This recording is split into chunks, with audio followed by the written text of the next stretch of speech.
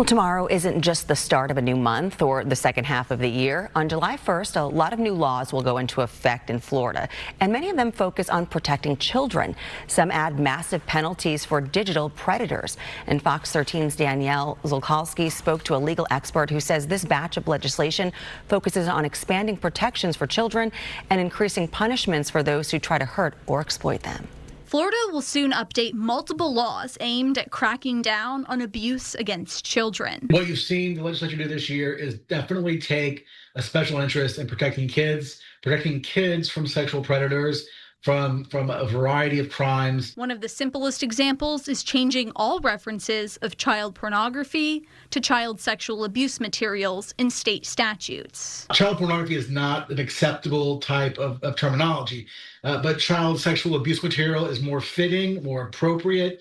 Under what's happening here, this is not something that there's any voluntary, element to it. The state also expanded the list of dangerous crimes. It now includes digital child exploitation and computer pornography offenses, which means bond is off the table. Here, what Florida law is saying and the legislature is saying is there are times where these crimes are so egregious, so horrible, so offensive that there shouldn't be bond on the table.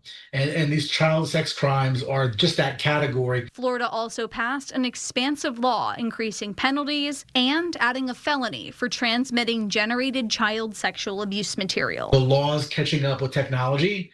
In terms of, 5-10 years ago, we weren't thinking about how to regulate AI issues relative to child sexual materials, right? That wasn't on the radar. This bill also increases mandatory minimum sentencing for some crimes and shifts others to crimes that can get a life sentence. We're just increasing those mandatory minimums because we are saying as a society, these things are so aberrant.